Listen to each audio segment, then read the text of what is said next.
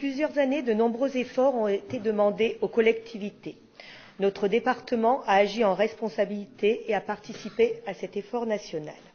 Sous la nouvelle présidence de M. Macron, les coupes budgétaires se sont accélérées et de manière brutale, nous avons été spectateurs de différentes annonces du gouvernement qui impactent de plein fouet les départements.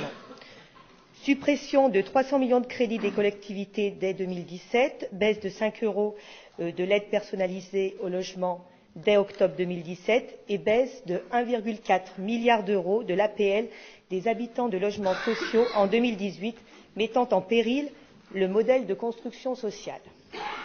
Mais c'est sur une autre disposition tout aussi inquiétante que porte ma question, la baisse d'un tiers des contrats aidés en 2018. Nous connaissons bien les limites et les inconvénients de ce type de contrat. Pour autant, cette disposition a permis d'apporter une bouffée d'oxygène à nos collectivités et à nos associations. Ces emplois aidés permettent de rendre des services à la population et sans ces contrats spécifiques, nous savons bien qu'une grande partie de ces structures abandonneront ces missions. Monsieur le Président, pouvez-vous nous donner le nombre de ces suppressions de contrats aidés qui vont impacter notre territoire? Et face à la brutalité de la politique gouvernementale, le Conseil départemental va-t-il revoir sa politique d'aide aux associations, notamment à celles qui bénéficiaient de ces contrats aidés, pour les soutenir autant que possible dans le maintien de ces services rendus à la population? Je vous remercie. Merci Madame Oui. Annie Muriot qui voulait poser également une question. Je répondrai en deux. Oui, Monsieur le Président, mes chers collègues, en effet, j'avais à peu près la même question à poser concernant notamment l'avenir de ces contrats qui sont ces contrats aidés, donc qui sont très utiles effectivement et très utilisés et qui constituent une réponse à des difficultés particulières et qui permettent également de proposer des solutions d'emploi, mais aussi d'ouvrir l'accès à une qualification et à une insertion professionnelle. Donc je m'associe tout à fait aux propos de ma collègue Mireille Louis pour vous poser effectivement la question, Monsieur le Président, si vous pouviez nous indiquer quelles pourraient être les conséquences de la fin de ce dispositif pour notre collectivité, mais aussi pour la bonne santé des acteurs de notre champ d'action et donc par exemple de nos EHPAD. Je vous remercie.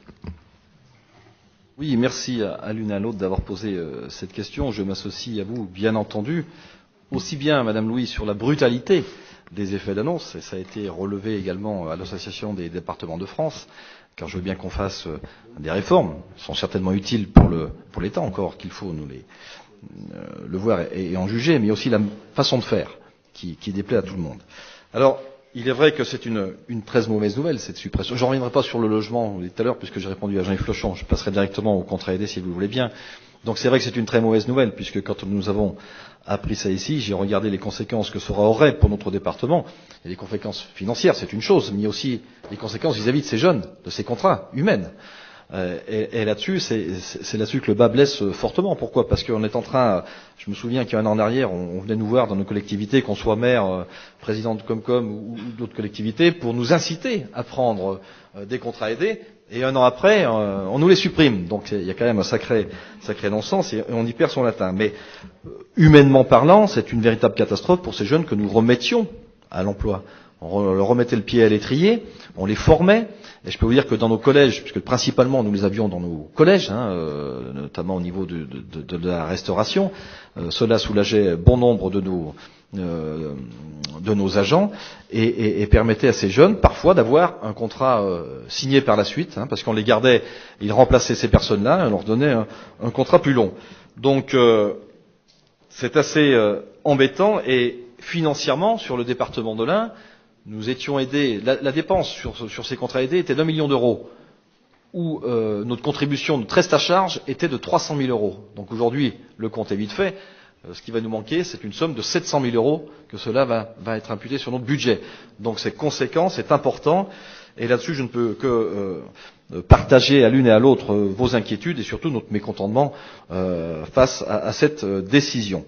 Et bien entendu, il n'y aura pas que le département de l'Ain qui sera impliqué ou qui sera pénalisé, puisque d'autres collectivités le seront bien entendu également. Voilà donc mon sentiment sur le sujet.